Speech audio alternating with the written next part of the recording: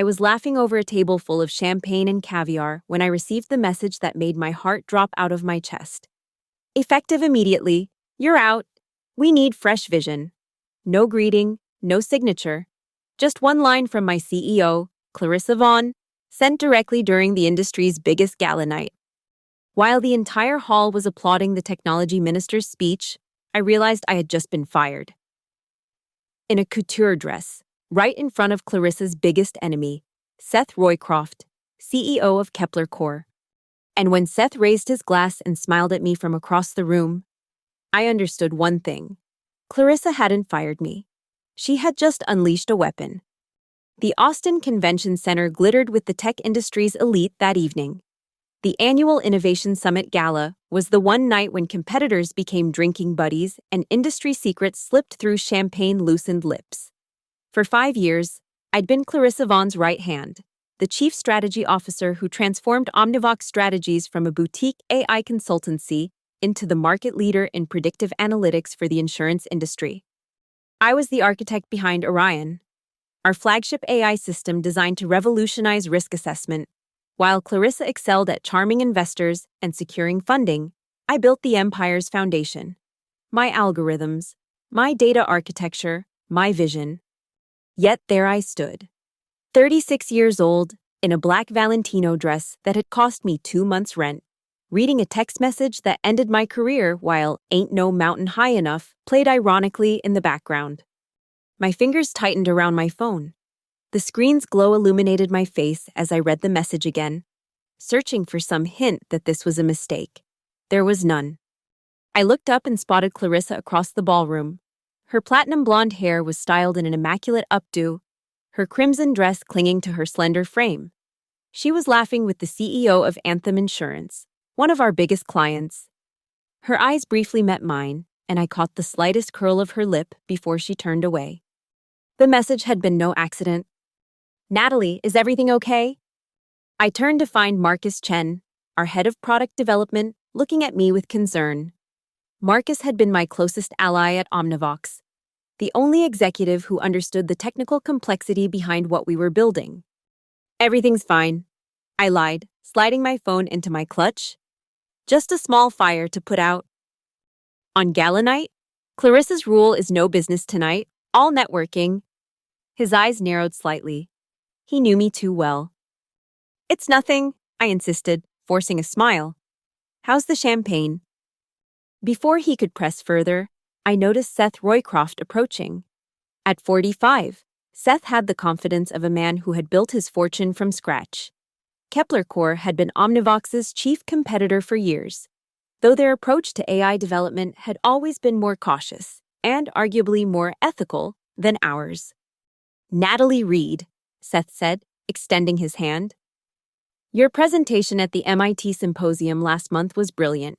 You made everyone else look like they were playing with abacuses." I shook his hand, feeling Marcus stiffen beside me.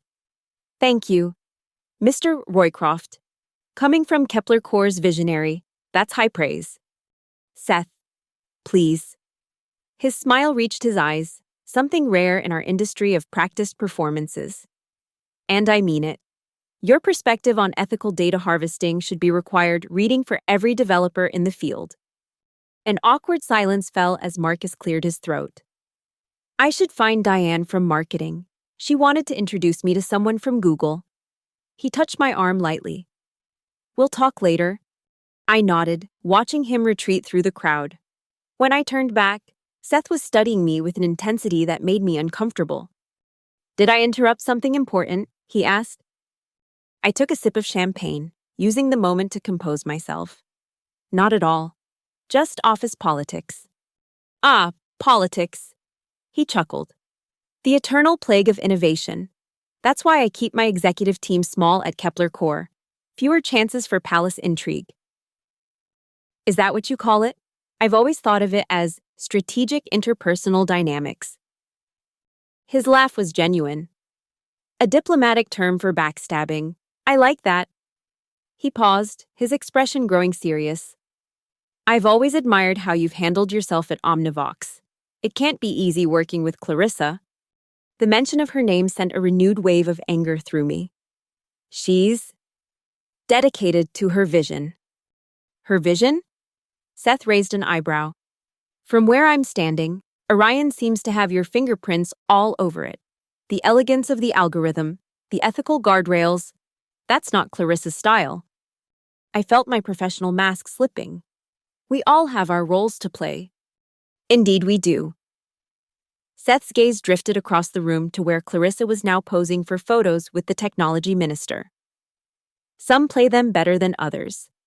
My phone vibrated again. I pulled it out, half expecting an apology. Some explanation that this had all been a misunderstanding. Instead, I saw an email from HR. Exit procedures will commence Monday morning. Please be prepared to hand over all company property. Your final paycheck will include 2 weeks severance as per your contract. 2 weeks? After 5 years of 70-hour work weeks, after tripling company valuation, after building the algorithms that would power the next decade of Omnivox growth, 2 weeks was my value. I must have visibly reacted because Seth's expression changed. Bad news. I made a decision in that moment, one that would alter the course of my career, my life, and ultimately, the fate of Omnivox strategies. Nothing I can't handle, I replied, finishing my champagne in one swallow. Tell me, Seth, does Kepler Core have any openings for someone with my particular skill set? His eyes widened slightly, then a slow smile spread across his face. Are you serious? Deadly. He reached into his jacket and pulled out a business card. Unlike the holographic, AI-embedded cards that had become the norm at these events, his was simple black cardstock with embossed silver text. Monday morning, this address, 9 a.m. He slid it across the high-top table between us. Come alone, and don't mention it to anyone. I picked up the card, noting that the address wasn't Kepler Core's headquarters. One question, he said, leaning in slightly. Why now? I looked directly into his eyes. Because Clarissa just made the biggest mistake of her career. As Seth walked away, I caught Clarissa watching our exchange, her expression unreadable. I raised my empty glass in her direction, a silent toast to the war she had just declared. The remaining hours of the gala passed in a blur. I networked on autopilot, exchanging pleasantries with industry peers who had no idea that the strategic genius behind Omnivox had just been discarded like yesterday's technology. I laughed at the right moments, asked the right questions, all while my mind was already constructing the architecture of my revenge. It was nearly midnight when I slipped away, declining offers to join the after-party at the W Hotel. The night air was warm as I walked to the valet stand, the sounds of downtown Austin pulsing around me. Ms. Reed? A voice called from behind me. I turned to find Diane from marketing hurrying toward me, her stilettos clicking against the pavement. You're leaving already? She asked, slightly breathless. Marcus was looking for you. I have an early morning, I lied. Tell him I'll call tomorrow. She hesitated, then lowered her voice. I overheard something in the ladies' room. Clarissa was talking to Jessica from HR about restructuring the executive team. Her eyes were wide with concern. Your name came up. So the news was already spreading. By Monday, everyone would know. Thank you for telling me, I said, squeezing her arm gently. But I already know. Oh. She looked relieved, then confused. So, it's a promotion? Because it didn't sound like... It's a new chapter, I interrupted. That's all? My car arrived, a sleek black Tesla that had been my indulgence after landing the Anthem insurance contract for Omnivox. As I slid into the driver's seat, I caught a glimpse of my reflection in the rearview mirror. I looked immaculate, not a hair out of place, not a trace of the turmoil raging inside me. Home, I told the car's AI system. As the Tesla navigated through the late-night traffic, I pulled out Seth's business card again. The address was in an area of Austin I wasn't familiar with, far from the gleaming towers of downtown where Kepler Core's headquarters dominated the skyline. My phone rang. Marcus? I considered letting it go to voicemail, but decided against it. Marcus deserved better. Hey, I answered, trying to sound normal. What the hell is going on? His voice was tight with anger.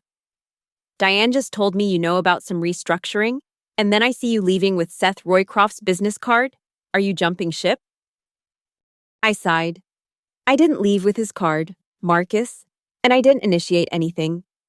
Then what's happening? Because Clarissa's acting strange, and you disappeared from the gala early, and there are whispers. I've been fired, I said flatly. Silence. What? When? Why? About 3 hours ago. By text? And as for why, I paused, considering how much to reveal. Clarissa needs fresh vision. That's bullshit. His voice cracked slightly. Without you, there is no vision. Orion is your baby. The bridge layer architecture is entirely your design. She can't just... Apparently, she can. HR already sent the exit procedure email. More silence, then. What are you going to do? I looked out at the Austin skyline, the lights of the buildings reflecting off Ladybird Lake like stars fallen to earth. I'm going to sleep, I said. Then on Monday, I'm going to explore my options. With Kepler Core, the accusation in his voice stung. With whoever values what I bring to the table, I replied evenly. Look, I need some time to process this. Can we talk tomorrow? He sighed heavily. Yeah, of course. I'm sorry. Nat, this is just...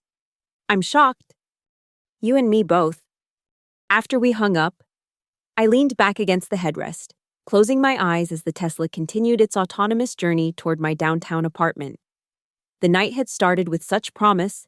Omnivox was on the verge of announcing Orion's official launch date. Our stock was at an all-time high, and industry analysts were predicting we'd corner the market in predictive analytics by year's end. Now, I was unemployed, betrayed by the woman I'd helped elevate to tech royalty, and contemplating joining forces with our biggest competitor. My phone pinged with a notification from my investment app. OMNX up 3% in after-hours trading on rumors of major product announcement. I laughed bitterly. Those rumors had been carefully planted by me as part of our pre-launch strategy. By Monday, when news of my departure hit the industry blogs, that stock price would look very different. The Tesla pulled into my building's garage and parked in my designated spot. I gathered my clutch and stepped out, the sound of my heels echoing in the concrete structure. The doorman nodded as I passed through the lobby, his eyes flicking briefly to the Valentino dress that now felt like costume from a role I no longer played. Inside my apartment, I kicked off my heels and poured myself a generous glass of scotch. The floor-to-ceiling windows offered a panoramic view of downtown Austin, including the gleaming tower where I'd spent countless late nights bringing Orion to life. I raised my glass to the Omnivox logo, illuminating the night sky. To fresh vision, I murmured, taking a long sip. Then I opened my laptop and began to work. By the time dawn broke over Austin, I had drafted 3 documents: a comprehensive inventory of all my intellectual contributions to Omnivox's products, a detailed analysis of the vulnerabilities in Orion's current implementation, and a strategic plan for what I would do if I were in Seth Roycroft's position. I knew Omnivox systems better than anyone, including their weaknesses. The ethical shortcuts Clarissa had insisted on taking, the security vulnerabilities we hadn't had time to address before the impending launch, the dependencies on my proprietary bridge layer architecture that no one else fully understood. I showered and changed into jeans and a t-shirt, suddenly free from Clarissa's strict executive dress code. Then I made coffee and settled onto my balcony, watching the city come alive below. My phone buzzed with texts from colleagues who had heard rumors about my departure. I ignored them all. There would be time for goodbyes and explanations later. Right now, I needed clarity. At 8:30 a.m., I got into my Tesla and entered the address from Seth's card. The navigation system directed me away from downtown, toward an industrial area that had been transformed in recent years into a hub for tech startups and creative spaces. The building itself was nondescript, a renovated warehouse with no external signage. I parked and approached the entrance, where a biometric scanner waited. I pressed my palm against it, expecting rejection.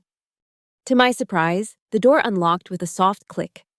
Inside, the space opened up dramatically, Exposed brick walls contrasted with sleek modern furnishings. Massive screens displayed real-time data visualizations. A dozen or so people worked at various stations, all looking up as I entered. "Natalie," Seth called, walking toward me from across the open floor. "Right on time." He led me through the workspace, past curious glances and whispered conversations. We entered a glass-enclosed meeting room where three others waited: a woman in her 40s with close-cropped silver hair, a younger man with thick-rimmed glasses, and an elegant older gentleman whose bearing suggested significant influence. "Natalie Reed," Seth began. "Meet Dr. Eliza Keating, our Chief Science Officer, James Wong, Head of Ethical AI Development, and Howard Blackwood, our Chairman." I shook each of their hands, noting the calculated composition of this welcoming committee: the technical authority, the ethical compass, and the power behind the throne. "Please, sit." Howard gestured to an empty chair. His British accent was crisp. "We've been looking forward to this conversation for some time." "Even though it wasn't scheduled until last night?" I asked, raising an eyebrow. Seth smiled. "Let's just say we've had contingency plans for various scenarios, your availability being one of them." "So my firing wasn't a surprise to you?" "Not entirely." Dr. Keating interjected. "Clarissa Vaughn has a history of eliminating perceived threats to her authority. Your rising profile in the industry made you an inevitable target." I absorbed this information, unsure whether to be flattered or disturbed that Kepler Corps had been monitoring my career so closely. "What is this place?" I asked, gesturing to the space beyond the glass walls. "It's not your headquarters." "Welcome to the observatory," Seth replied. "It's our think tank, separate from Kepler Corps' main operations. Here, we develop concepts that are too experimental or too controversial for public association with our brand." "And why am I here?" Howard leaned forward, his piercing blue eyes assessing me. "Because you've just been liberated from a company that never deserved your talents, and we believe we can offer you something better." "A job?" "A partnership," Seth corrected. "We don't want you as an employee, Natalie. We want you as an ally." I crossed my arms. "Against Omnivox?" "Against unethical AI development." James spoke for the first time, his voice softer than I expected. "Against the shortcuts and compromises that companies like Omnivox make in pursuit of market dominance." "That's a bit hypocritical," I noted. "Kepler Corps isn't exactly open source." "No." Dr. Keating agreed. "But we don't harvest unauthorized data. We don't cut corners on safety protocols. And we certainly don't rush products to market before they're ready." The implication was clear. They knew about Orion's flaws, or at least suspected them. "What exactly are you proposing?" I asked. Seth exchanged glances with Howard, who nodded slightly. "We want you to help us understand Omnivox from the inside," Seth said. "Not corporate espionage. We're not asking for code or proprietary information. But we need to understand how Clarissa thinks, what her weaknesses are, where Omnivox is vulnerable." I laughed incredulously. "You're asking me to betray my former company?" "No." Howard's voice was firm. "We're asking you to help us ensure that AI development proceeds ethically. Omnivox is planning to release Orion despite known issues with data privacy and bias mitigation. You know this better than anyone." He was right. I had argued repeatedly with Clarissa about delaying the launch until we could address these problems. She had overruled me every time. "And in return?" I asked. "A leadership position at Kepler Corps." Seth replied, "Creative freedom, ethical support, and a compensation package that will make your Omnivox salary look like pocket change." I considered their offer. It was tempting, more than tempting, but something felt off. "Why now?" I pressed. "You could have approached me months ago. You didn't need to wait for Clarissa to fire me." Dr. Keating smiled slightly. "Because now you have motivation beyond professional advancement. Now, you have a score to settle." The bluntness of her assessment caught me off guard. She wasn't wrong. Part of me, a significant part, wanted to make Clarissa pay for her betrayal. I need time to think, I said finally. Of course. Seth nodded. But not too much time. Orion's launch is scheduled for next month, yes? The window for meaningful intervention is closing. I stood, suddenly needing fresh air and distance from these people who seemed to know too much about me, about Omnivox, about the complex emotions swirling within me. I'll have an answer for you by the end of the day. I promised. Howard rose as well, extending his hand. We look forward to it, Ms. Reed, and regardless of your decision, your conversation with us remains confidential. As Seth walked me out, he paused at the door. One more thing. Natalie, have you checked your employment contract recently? The intellectual property clauses, specifically. My heart skipped. Why? Just a suggestion, he said, his expression unreadable. Sometimes the fine print contains unexpected opportunities. Outside, I sat in my car for several minutes, processing the meeting. The observatory wasn't what I had expected. It wasn't a recruitment pitch in the traditional sense. It was an invitation to join what felt almost like a crusade. I drove to a nearby coffee shop, ordered a latte, and pulled up my employment contract on my tablet. The IP clauses were standard for the industry. Anything developed during my employment belonged to Omnivox. Except, there it was. In Section 12.3, a rider I'd insisted on when negotiating my contract renewal 2 years ago. Accepting pre-existing architectural frameworks developed by employee, including but not limited to the proprietary connection protocol referred to as bridge layer. At the time, Clarissa had dismissed it as technical mumbo-jumbo and signed off without consulting legal. She didn't understand that bridge layer wasn't just a connection protocol. It was the neural system that made Orion intelligent, adaptable, and valuable. I owned bridge layer, not Omnivox. My phone rang. Marcus. Hey, I answered, my mind still reeling from the revelation. Nat, you need to come in. His voice was urgent, almost panicked. Clarissa's called an emergency executive meeting. She's announcing a reorganization of the AI division. She's saying Orion will launch on schedule without you. I laughed, the sound hollow even to my own ears. That's going to be difficult. What do you mean? Nothing. I sighed. Look, Marcus, I'm not coming in. I was fired, remember? I'm not part of this anymore. But you can fight this. The board loves you. The development team is in shock. If you just explained... There's nothing to explain. I cut him off. Clarissa made her choice. Now I'm making mine. After hanging up, I opened my email and composed a message to Seth Roycroft, Howard Blackwood, Dr. Keating, and James Wong. Subject: moving forward. I'm in, but on my terms. I don't want to simply consult. I want to lead the development of an ethical alternative to Orion, and I want to bring the bridge layer architecture with me. Let me know if these terms are acceptable. Natalie Reed. I hit send, then pulled up the ride-sharing app on my phone. It was time to retrieve my personal items from Omnivox before the news of my departure became official. 30 minutes later, I stood in the lobby of Omnivox's headquarters, facing a confused security guard. Ms. Reed, I don't have any notification about your access being revoked, he said, checking his tablet. It's fine, Carl. I smiled reassuringly. I just need to grab some things from my office. I won't be long. He nodded, waving me through. The elevator ride to the executive floor gave me time to prepare mentally. If I encountered Clarissa, I would be professional. Cold, but professional. The floor was eerily quiet for a Monday morning. As I approached my office, I saw Marcus waiting outside, his face drawn with concern. You shouldn't be here, he said, keeping his voice low. Clarissa's on the warpath.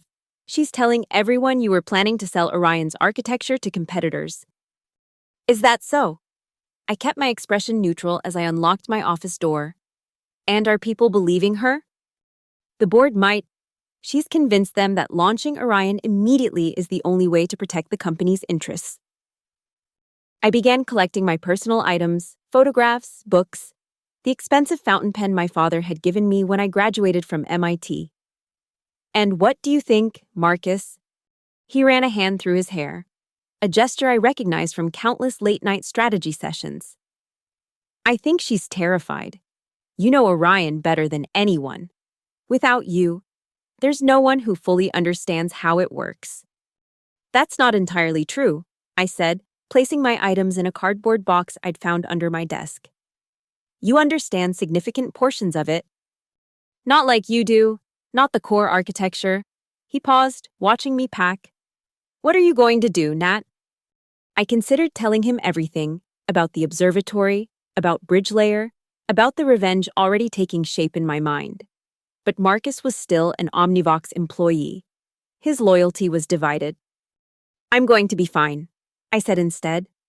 The tech world is full of opportunities for someone with my skill set. Kepler Core, he pressed. Maybe, does it matter? Before he could answer, Jessica from HR appeared in the doorway, tablet in hand. Natalie, she said, her professional smile not reaching her eyes. I wasn't expecting you until our scheduled exit interview at 2 p.m. I thought I'd get a head start, I replied, continuing to pack. I'll need to supervise your removal of items, she stated, stepping into the office. Company policy. Of course, I smiled tightly. I wouldn't want to steal any paper clips. Marcus shifted uncomfortably. I should get back to my team.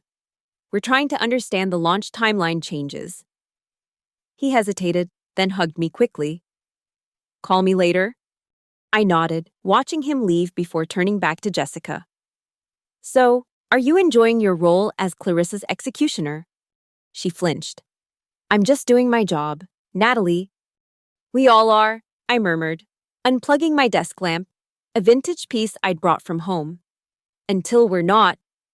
20 minutes later, I walked out of Omnivox headquarters for the last time, a box of personal effects in my arms. 5 years of my professional life reduced to mementos and office supplies. My phone pinged with an email notification as I loaded the box into my Tesla. From Howard Blackwood. Subject: moving forward. Your terms are acceptable. The observatory is at your disposal. When can you start? I smiled, typing a one-word reply, now. The next morning, I arrived at the observatory to find a workspace had been prepared for me, a corner office with views of downtown Austin in the distance. On the desk sat a state-of-the-art laptop, a security badge, and a handwritten note from Seth. The revolution begins today. Dr. Keating found me settling in. I've assembled a team for you, she said without preamble. 6 developers, 2 data scientists, and an ethics specialist. All of them have signed enhanced NDAs. For what project? I asked. That's for you to decide. She leaned against the doorframe. Howard was quite clear. You have creative freedom here. I opened the laptop, impressed by its specifications. And what does Kepler Core expect in return? Information, she replied candidly. Everything you know about Omnivox's weaknesses, Clarissa's decision-making patterns, and the vulnerabilities in Orion's implementation. Corporate espionage by another name. She smiled thinly. Call it what you like. But remember, you're no longer bound by Omnivox's confidentiality agreements. They terminated those when they terminated you. Not entirely accurate, I noted. Non-disclosure agreements typically survive employment. True, she conceded. But they cover proprietary information, not observations about corporate culture or leadership styles. And they certainly don't cover intellectual property that was explicitly excluded from your employment contract. I raised an eyebrow. You've done your homework. We've been watching Omnivox for years. Natalie, more specifically, we've been watching you. She straightened, her posture perfect. Team briefing in conference room A in 30 minutes. I suggest you prepare your opening remarks. After she left, I sat at the desk, contemplating my next move. Part of me still felt uncomfortable with what I was about to do. Despite Clarissa's betrayal, I had helped build Omnivox. Its success was my success. But another part, the part still burning with indignation and hurt, wanted to show Clarissa exactly what she had discarded, wanted to make her regret ever sending that text. I opened a browser and checked the industry news. As expected, there were already rumors about my departure from Omnivox. TechCrunch had published a speculative piece. Trouble at Omnivox. Chief Strategy Officer reportedly exits weeks before major product launch. The comments section was filled with industry insiders expressing shock and predicting doom for Orion's launch. Several had tagged me, seeking confirmation or details. I ignored them all and began preparing for the team briefing. If I was going to lead these people, I needed to be clear about our objectives, both stated and unstated. 30 minutes later, I stood before a group of curious faces in conference room A. Seth and Howard sat at the back, observing silently. "Good morning," I began. "My name is Natalie Reed. Until recently, I was the Chief Strategy Officer at Omnivox Strategies and the principal architect of their Orion AI system." Murmurs rippled through the room. "I'm here because I believe in ethical AI development, and I've seen firsthand what happens when that principle is compromised in pursuit of market dominance." I paused, making eye contact with each team member. "Our official mission is to develop an alternative to Orion, one that provides the same predictive power for insurance risk assessment, but with stronger ethical guardrails and greater transparency. Our unofficial mission is to ensure that Omnivox cannot launch a flawed product that could potentially harm consumers and set dangerous precedents for the industry." A young woman in the front row raised her hand. "How do we accomplish that without crossing legal lines?" "Good question," I acknowledged. "We won't steal code or violate patents.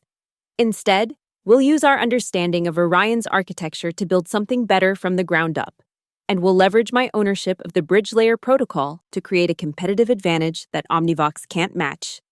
Seth stood and joined me at the front of the room. "What Natalie is describing is not just a product strategy, it's a market correction. Omnivox has been cutting corners on data privacy, algorithmic bias, and security protocols. Our goal is to set a new standard that forces the entire industry to elevate its practices." For the next hour, we outlined the project scope, established working groups, and set initial milestones. The energy in the room was electric. These weren't just talented professionals. They were true believers in the mission of ethical AI. As the meeting concluded, Howard approached me. "Impressive start," he said quietly. "But we need more than inspirational leadership. We need specific intelligence about Omnivox's launch plans." "I'm working on it," I assured him. "I still have contacts inside the company." He nodded, satisfied for now. "We're hosting a dinner at my home this evening. Key investors and industry influencers. Your presence would be valuable." "I'll be there," I promised. Back in my office, I opened my personal email to find dozens of messages from former colleagues, some expressing outrage at my firing, others seeking clarity about what had happened, a few fishing for information about my next move. One caught my attention, an email from Daniel Harrison, Omnivox's chief legal officer, with the subject line, "Urgent IP concerns." I opened it cautiously. "Natalie, Clarissa has asked me to remind you of your obligations under your employment contract regarding intellectual property.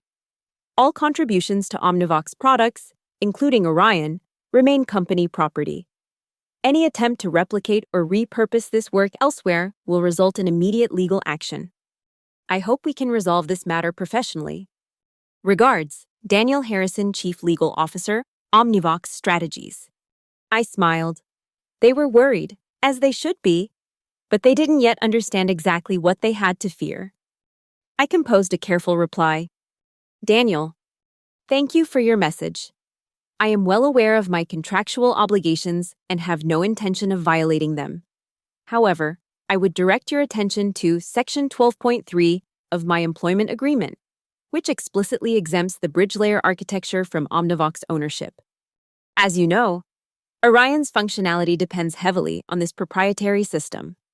I remain open to discussions about licensing arrangements should Omnivox wish to continue using bridge layer in future products. Best regards, Natalie Reed." I hit send, knowing the email would trigger panic in Omnivox's executive suite. Daniel would immediately pull my contract, discover the exemption clause, and realize the implication. Without bridge layer, Orion was effectively neutered. My phone rang. Marcus, have you lost your mind? He demanded without preamble. Daniel Harrison is running around like his hair's on fire, talking about some loophole in your contract. Clarissa's called an emergency board meeting. Good, I replied calmly. They should be concerned. Nat, what are you doing? This isn't you. You've always been about the work, about building something meaningful, not corporate warfare. His disappointment stung more than I expected. This is still about the work. Marcus, Clarissa was going to launch Orion despite the unresolved ethical issues we identified. You know that's true. He was silent for a moment. Yes, he finally admitted. But this response seems disproportionate. She fired me by text during a gala. I reminded him. In front of our industry peers, after 5 years of building her company, disproportionate doesn't begin to cover it. So this is about revenge? It's about accountability, I corrected.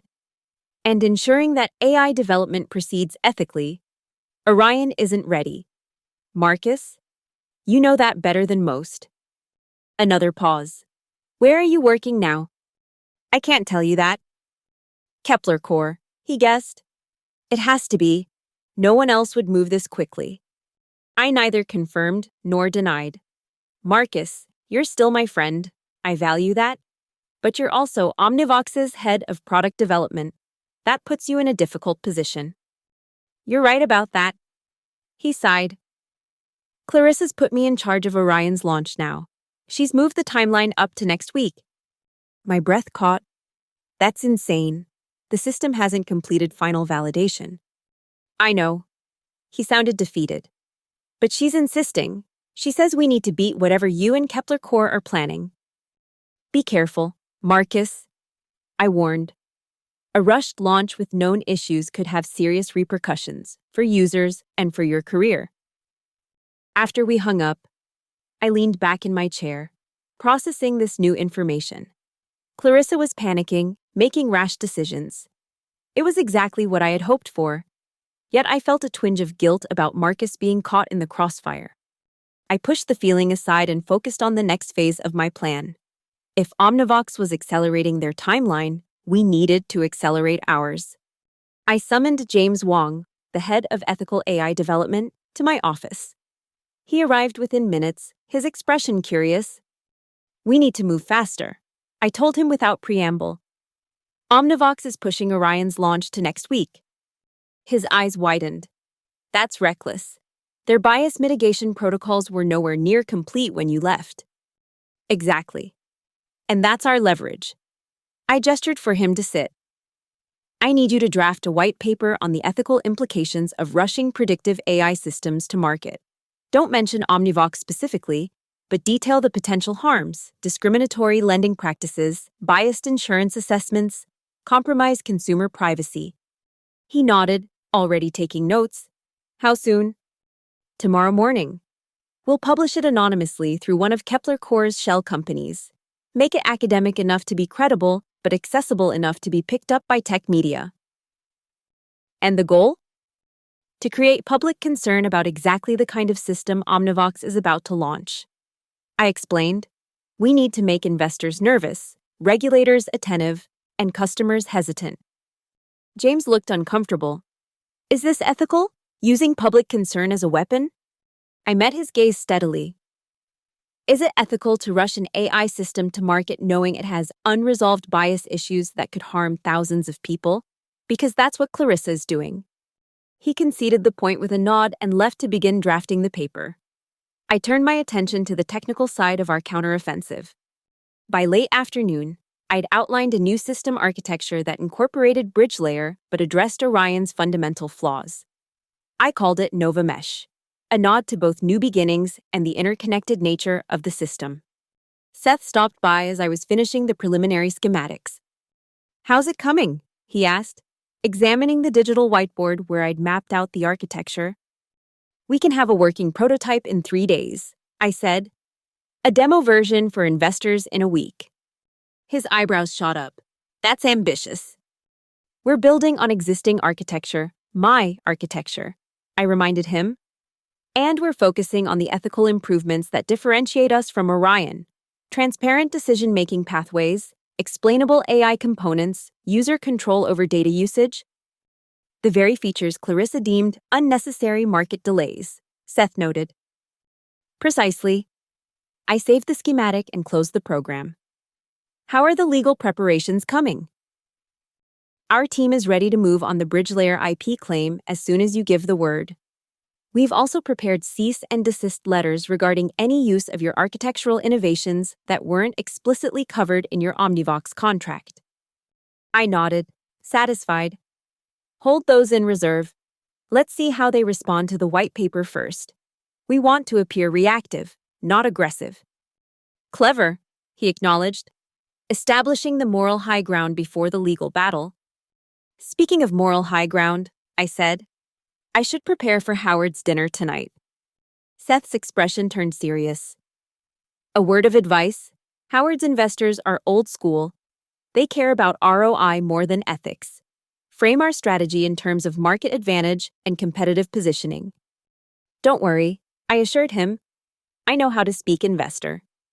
The dinner at Howard Blackwood's lakeside mansion was an exercise in strategic networking. Surrounded by venture capitalists and industry influencers, I carefully positioned our project as both an ethical imperative and a market opportunity. The company that establishes the ethical standard for AI will own the next decade. I explained to a group that included partners from 2 major venture capital firms. Consumers are increasingly concerned about how their data is used, and regulators are paying attention. The first mover advantage goes to whoever addresses these concerns proactively. By the end of the evening, Howard seemed pleased. You've made quite an impression, he murmured as guests were leaving. 3 separate investors asked for private briefings on Novamesh. Happy to oblige, I replied, sipping the remains of my whiskey. But first, we need to create the opening in the market. He raised an eyebrow. The white paper? Just the beginning, I smiled. By this time next week, Omnivox will be in crisis mode. The following morning, James delivered the white paper as promised, 15 pages of meticulously researched warnings about the dangers of rushing AI systems to market.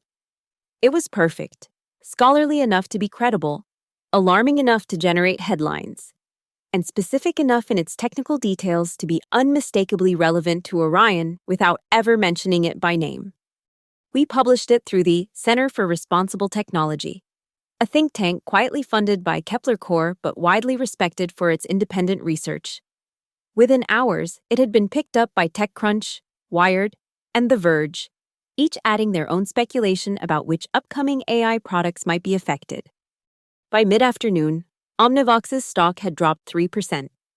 Marcus called just after 4. Did you do this? He demanded, his voice tight with stress. Do what? I asked innocently. This paper, the one that might as well have Orion is Dangerous as its title. I settled back in my chair. I didn't write it, if that's what you're asking. But you inspired it, he accused. It's too specific. Nat, the timing is too convenient. Perhaps it's just an inevitable response to rushing a flawed product to market, I suggested. How's Clarissa handling the coverage? He lowered his voice. She's furious. The board called an emergency meeting. They're reconsidering the launch timeline. Good, I said firmly. They should. Is that what this is about? Forcing a delay? It's about ensuring that AI systems with the power to affect people's financial futures are developed responsibly. I replied. If that requires a delay, so be it. He was quiet for a moment. You know, half the development team thinks you're a hero for this. The other half thinks you've lost your mind. And what do you think, Marcus? Another pause. I think you're right about Orion not being ready, but I'm not sure I agree with your methods. Fair enough, I conceded. Just be careful. When Clarissa starts feeling cornered, she looks for scapegoats. After hanging up, I joined Seth in conference room A, where the development team was making remarkable progress on Novamesh, using my bridge layer architecture as the foundation. They had already built a functioning backend that outperformed Orion's early benchmarks. We need to accelerate the user interface development. I told the team lead, a brilliant programmer named Aisha. Omnivox is likely to delay their launch now, which gives us a window to get to market first. How polished does it need to be? She asked. Enough for a convincing demo. Seth interjected.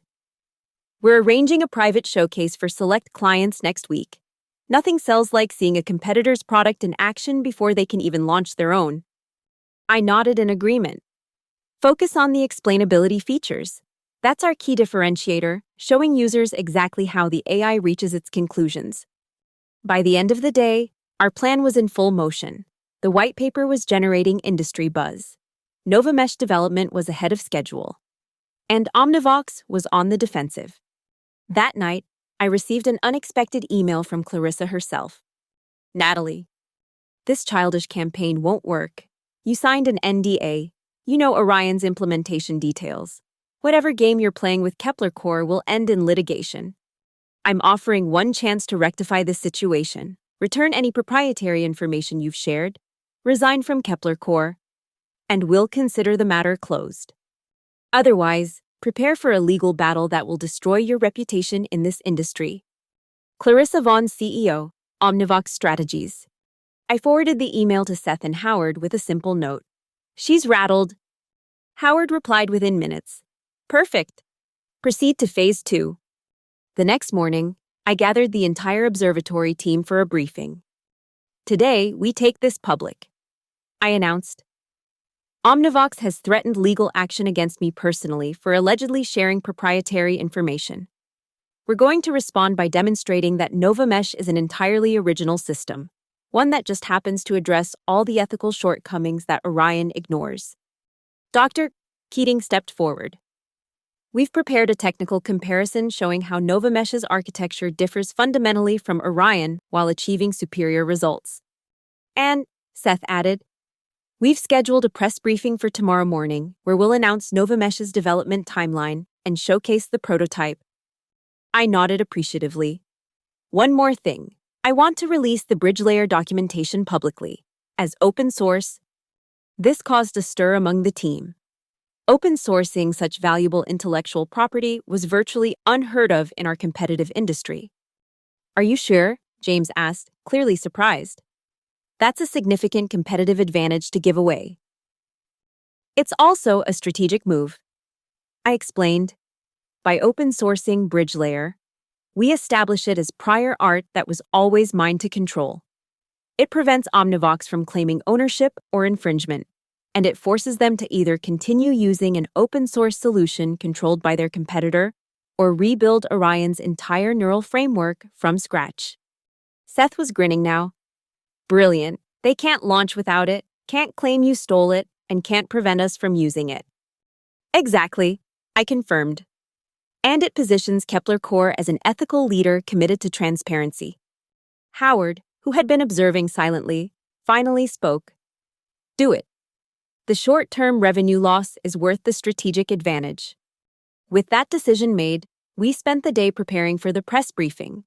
The development team worked around the clock to polish the Nova Mesh demo, while I drafted the announcement about open sourcing Bridge Layer. That evening, an industry blog published a leaked internal memo from Omnivox, revealing that Orion's launch had been officially delayed, pending additional quality assurance testing.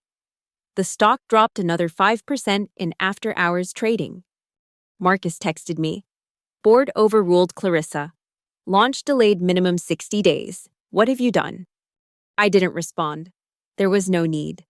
Phase 2 was complete, Omnivox was in retreat, and we were about to claim the high ground. The press briefing the next morning exceeded even our optimistic expectations.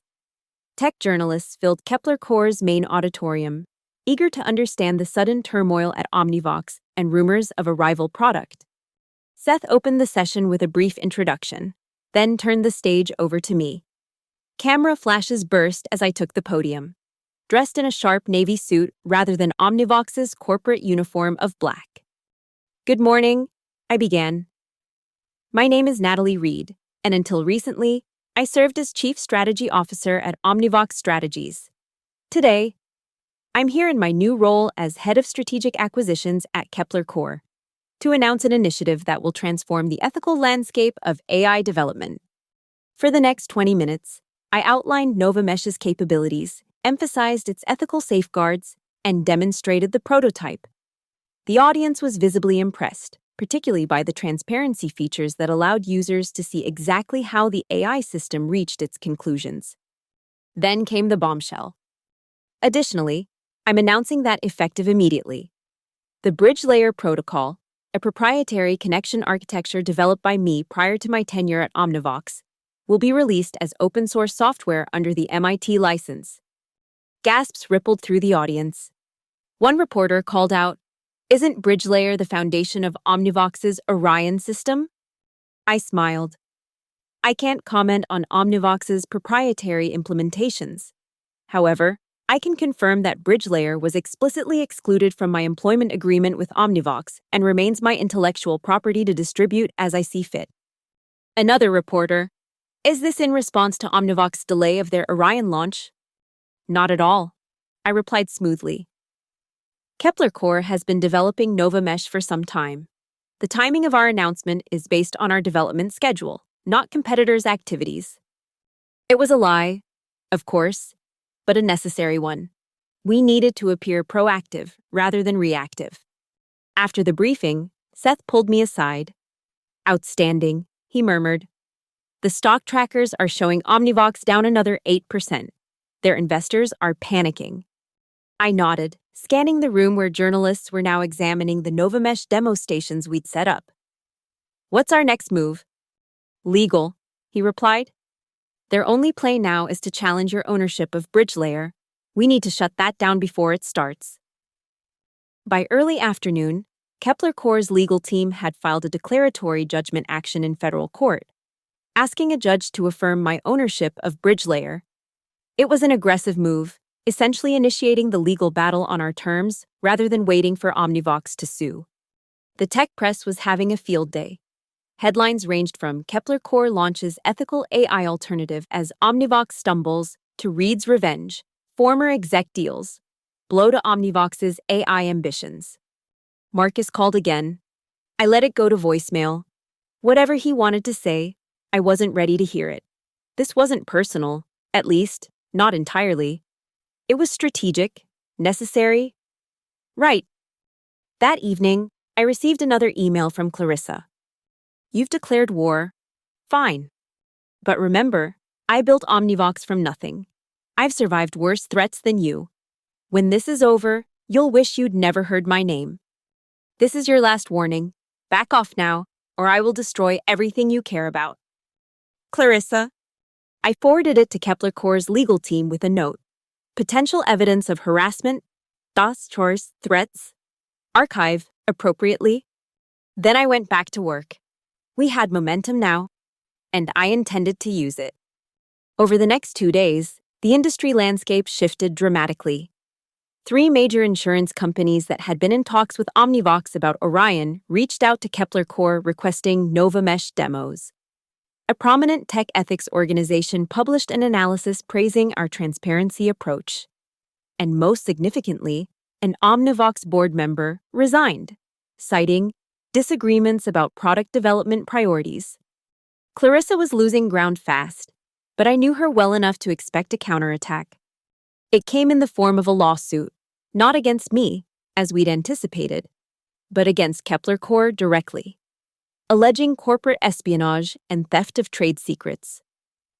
The complaint was thin on specifics but heavy on inflammatory language, accusing Seth and Howard of orchestrating my hiring specifically to undermine Omnivox. It's a desperate move. Kepler Core's lead counsel assured us during an emergency meeting. They have no evidence because no espionage occurred. Ms. Dorsey, Reed has been meticulous about using only her pre-existing intellectual property and general industry knowledge. But it buys them time, Howard noted, and creates doubt in the market. Then we need to eliminate that doubt. I said firmly, "How quickly can we get NovaMesh to market? Not the demo, the actual product." Seth exchanged glances with Dr. Keating. "With the current team, 3 weeks, minimum. Not fast enough." I shook my head. We need to release something viable within 10 days, before Omnivox can regroup. That's nearly impossible, Dr. Keating objected. Then we need more resources, I insisted. Pull developers from other Kepler Core projects. Offer bonuses for accelerated delivery, whatever it takes. Howard considered this for a moment, then nodded. Agreed. This is our opportunity to establish market dominance. We won't get another chance like this. The next week passed in a blur of 18-hour workdays, takeout meals, and power naps on office couches. I led the development sprint personally, drawing on everything I knew about rapid deployment from my Omnivox days. The lawsuit hung over us, but Kepler Core's legal team filed a motion to dismiss that was compelling enough to keep investor confidence steady. Meanwhile, Omnivox's stock continued its decline as analysts questioned their ability to recover from the Orion setback. On day 8 of our sprint, Marcus finally caught me by phone. This has to stop. Nat, he said, sounding exhausted. Clarissa's on a rampage. She's firing people left and right, blaming everyone for the Orion delays. Half the development team has quit. I felt a twinge of guilt but pushed it aside. That's not my responsibility. Marcus? Maybe not, he conceded. But what about this? She's telling the board that I helped you steal proprietary information, that we conspired together. That got my attention. What? That's absurd. We haven't even spoken about technical details since I left. I know that, you know that. But she's desperate to find a scapegoat, and our friendship makes me an easy target. I closed my eyes, suddenly aware of the human cost of my corporate warfare. I'm sorry, Marcus. I never intended for you to get caught in the crossfire. I believe you, he said softly. But intention doesn't matter much right now. I need your help. Nat. I need something that proves I wasn't involved in this. I thought quickly. Check your email in an hour. You'll have what you need. After hanging up, I drafted a sworn affidavit stating unequivocally that Marcus had no involvement in my departure from Omnivox or my subsequent work at Kepler Core. I had Kepler Core's legal team review it, notarized it, and sent it to Marcus with a personal note. This should protect you legally. I'm truly sorry you've been dragged into this. Whatever happens between me and Clarissa, you've always been a friend and colleague I respect. Take care, Natalie. His reply was brief. Thank you. Be careful. She's not thinking rationally anymore. The warning was timely. The next morning, Omnivox escalated their legal attack, filing an emergency motion for a temporary restraining order to prevent Kepler Core from releasing any product based on Novamesh. Our legal team was prepared. They immediately filed opposition papers demonstrating that Novamesh used no Omnivox proprietary technology, only the open-sourced bridge layer and entirely original code. The judge denied Omnivox's motion, writing in his opinion that plaintiff has failed to demonstrate a likelihood of success on the merits or irreparable harm absent emergency relief. It was another devastating blow to Clarissa's strategy. That afternoon, an anonymous source leaked internal Omnivox emails to tech journalist Sarah Chen at TechCrunch. The emails revealed that Clarissa had been warned repeatedly by her development team about Orion's ethical issues, but had dismissed these concerns as hysteria and obstacles to market dominance. The article, published under the headline, Omnivox CEO Ignored Ethics Warnings, emails show, spread like wildfire through the industry. By market close, Omnivox stock had fallen another 12%. I hadn't leaked the emails, nor had Kepler Core, at least not to my knowledge. But the timing couldn't have been better for us. The narrative was solidifying. Omnivox under Clarissa was reckless and unethical, while Kepler Core represented the responsible future of AI. That evening, Seth found me still working in my office well past midnight. You should get some rest, he advised, leaning against the doorframe. The emergency board meeting at Omnivox starts at 9 a.m. tomorrow. We should have news by noon. I looked up from my computer. What kind of news are we expecting? Our sources say they're discussing a leadership change, he replied, a hint of satisfaction in his voice. Clarissa's position is becoming untenable. I sat back. suddenly uncertain how to feel about this development. Clarissa had betrayed me. Certainly. She deserved consequences for her actions. But bringing down an entire company? That hadn't been my original intent. What's wrong? Seth asked, noticing my expression. This is what we wanted. Is it? I questioned. I wanted accountability. I wanted to protect the ethical standards of AI development. I'm not sure I wanted to destroy Omnivox entirely. He entered the office fully, closing the door behind him. Natalie, you're not destroying Omnivox. Clarissa did that with her reckless leadership. You're simply ensuring that the industry moves forward with the right ethical framework. Maybe, I conceded, but it feels excessive. That's because you still care, he said gently. Despite everything, you built that company too. It's natural to have mixed feelings. I nodded, grateful for his understanding. What happens after tomorrow, if they remove Clarissa? That depends on the board. Seth replied. They might try to salvage Orion, but without BridgeLayer's proprietary implementation, they'll essentially be starting from scratch. More likely, they'll look for a buyer. Kepler Core? He smiled. We would certainly be interested in certain assets, particularly their client relationships and some of their specialized data sets. And the employees? The people who are losing their jobs because of what we've done? Seth's expression softened. We've already identified key talent we'd want to bring over. As for the rest, that's business. Natalie. Creative destruction. It's how innovation moves forward. His words didn't entirely ease my conscience, but they reminded me of the larger purpose behind our actions. This wasn't just about revenge, it was about steering the industry toward more ethical practices. Get some sleep, Seth repeated, heading for the door. Tomorrow will be eventful. He was right. The next morning, news broke that Omnivox's board had called for Clarissa's resignation following an 8-hour emergency session. She had refused, triggering a provision in the corporate bylaws allowing for a confidence vote among major shareholders. By mid-afternoon, the results were in. Clarissa Vaughn had been removed as CEO of Omnivox Strategies, effective immediately. The interim CEO, a longtime board member named Richard Gelman, issued a statement announcing a strategic reassessment of the company's product roadmap and a commitment to ethical AI development practices. It was a clear white flag, an admission that Omnivox was retreating from the path Clarissa had set. Marcus texted me, "It's over. Clarissa's out." Richard asked me to lead the Orion reassessment team. I replied simply, "Congratulations, you deserve it." Within the hour, Howard called an all-hands meeting at the observatory. Standing before the team that had worked tirelessly to bring NovaMesh to life, he announced our next move. In light of today's developments at Omnivox, we're adjusting our strategy. Kepler Core will be making a formal offer to acquire Omnivox's AI division, including all intellectual property related to Orion. Murmurs spread through the room.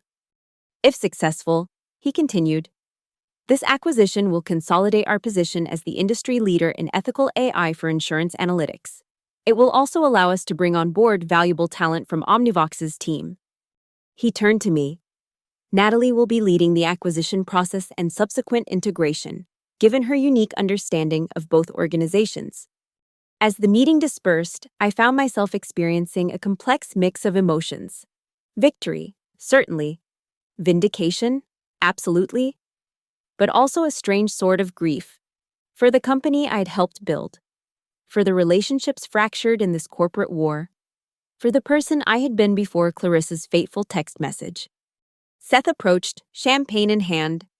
To success, he toasted. I clinked my glass against his. To ethical AI, I corrected. The acquisition process moved swiftly. Omnivox's board, eager to salvage value from the company's collapsing stock price, accepted Kepler Core's offer with minimal negotiation. Within 2 weeks, the deal was announced publicly. Kepler Core would acquire Omnivox's AI division, including all related intellectual property and key personnel, for $220 million, roughly a third of what the division had been valued at before the crisis.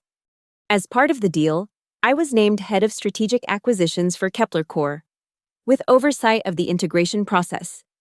My first official act was to extend employment offers to 28 Omnivox employees, including Marcus. 17 accepted. Marcus was not among them. I can't. Nat. He explained over coffee at a neutral location, neither Omnivox nor Kepler Corp territory. I respect what you've accomplished, but the way it happened, I need some distance.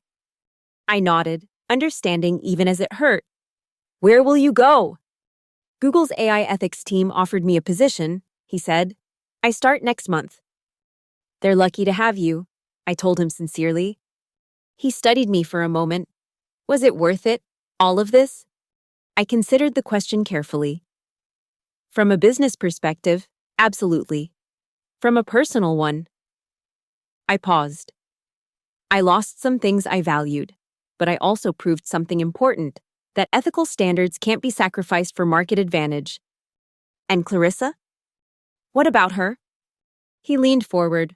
What happens to her now? I shrugged. That's not my concern anymore.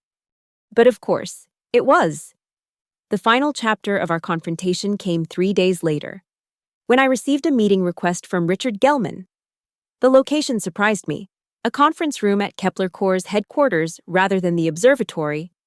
When I arrived, I found Richard waiting with Howard, Seth, and Kepler Corp's lead counsel, and, unexpectedly, Clarissa.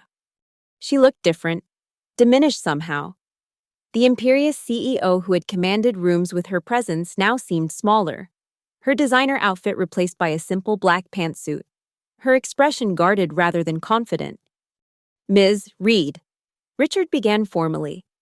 Thank you for joining us. As part of finalizing the acquisition, there are some personal matters that need resolution. I took a seat across from Clarissa, maintaining my composure despite the surprise. I'm listening. Ms. Vaughn has certain continuing rights under her separation agreement with Omnivox, he explained, including consultation on the transfer of technologies she helped develop. She has expressed concerns about the integration process. It was a diplomatic fiction, a way for Clarissa to save face while being forced to witness the dismantling of her company. I could have objected, pointed out that she had no real power here. Instead, I nodded. I'm happy to address any specific concerns. Clarissa finally spoke, her voice controlled but tight with suppressed emotion. I want assurances that the Omnivox team members who join Kepler Corp will be treated fairly, that their contributions will be recognized. It wasn't what I had expected, not a demand for personal compensation or recognition, but concern for her former employees. Perhaps there was more to Clarissa Vaughn than I had allowed myself to see. They will be valued for their expertise, I assured her, and credited for their prior work. I've already implemented a recognition system for intellectual contributions spanning both organizations. She nodded slightly. And Orion? What becomes of it? The core technology will be integrated into Nova Mesh, Seth interjected. With the ethical safeguards we've developed, the Orion name will be retired. A flash of pain crossed her face before she masked it. I see. Richard cleared his throat. There's one more item. Ms. Vaughn's non-compete clause prevents her from working in AI development for 2 years. She's requesting a modification to allow her to pursue academic research. I glanced at Howard, who gave an almost imperceptible nod. This was my call to make. I have no objection, I said. Academic advancement of AI ethics would benefit the entire industry. Relief flickered in Clarissa's eyes, the first genuine emotion I'd seen from her that day. As the meeting concluded and legal documents were signed, Clarissa approached me while the others gathered their materials. You won, she said quietly, thoroughly. I met her gaze. It wasn't about winning, wasn't it? A hint of the old Clarissa emerged, sharp, perceptive. You could have left quietly, started over somewhere else. Instead, you systematically dismantled everything I built. You fired me by text during a gala, I reminded her. In front of our competitors, after 5 years of building Omnivox together. A mistake, she acknowledged, surprising me. One of many, apparently. For a moment, We stood in silence, two women who had once been aligned in vision, now separated by the rubble of corporate warfare. What will you do now? I finally asked. MIT has offered me a research position, she replied. Studying the societal impacts of predictive analytics? Ironic, isn't it? I nodded. Sometimes we learn most from our failures. She gathered her portfolio, preparing to leave. One question, Natalie. When did you add that clause about bridge layer to your contract? Was it always your exit strategy? I considered lying, then decided against it. 2 years ago. After you took credit for the Guardian algorithm at the Denver conference, it wasn't an exit strategy, it was insurance. She absorbed this, then gave a short, humorless laugh. I taught you well, it seems. You taught me many things. I agreed. Not all of them were the lessons you intended. With that, she turned and walked away, her shoulders straight despite everything she had lost. Part of me admired her resilience, even now. The acquisition was finalized the following week. Novamesh launched to industry acclaim 2 weeks later, incorporating the best elements of both systems, but with the ethical framework that had been my vision all along. I didn't post on social media about the victory. I didn't give interviews about Clarissa's downfall or Omnivox's absorption into Kepler Core. I simply let the story play out in industry publications and financial reports. My only public statement was a single tweet after the acquisition closed. Resolved. Within hours, Omnivox's remaining stock value plummeted, and the company name effectively vanished from the industry landscape, absorbed into Kepler Core's growing empire. In my new corner office at Kepler Core headquarters, larger than my space at the observatory, with views of both downtown Austin and the hill country beyond, I finally allowed myself to reflect on the journey. From chief strategy officer to unemployed to corporate warrior to executive leader, all in less than a month. Seth knocked on my open door, interrupting my thoughts. The Forbes journalist is here for your interview, Women Changing Tech Issue. I nodded, straightening my jacket. Send her in. One more thing, he added with a smile. Howard wants to discuss expanding your role. Apparently, your talents are wasted on just one division. As he left, I touched the small frame on my desk, a printout of that text message that had started it all. Effective immediately. You're out. We need fresh vision. Clarissa had been right about one thing. They had needed fresh vision, just not in the way she had imagined. The journalist entered, recorder in hand, smile professionally bright. Ms. Reed, thank you for making time. Everyone in tech is talking about how you engineered the most elegant corporate takeover in recent memory. I smiled, removing the framed text message from my desk and slipping it into a drawer. That chapter was closed now. Happy to discuss it, I replied. But first, let me tell you about where AI ethics is headed next, because that's the real story here, not how one company fell, but how an entire industry is being transformed. As I outlined my vision for ethical AI development, I felt something I hadn't experienced since before that fateful gala night. Purpose untainted by anger, innovation unclouded by revenge. Clarissa had fired me, thinking she was eliminating a threat. Instead, she had unleashed my true potential and transformed the industry in ways neither of us could have predicted. Sometimes, getting fired is the best thing that can happen to you, especially when you're already holding the keys to the kingdom.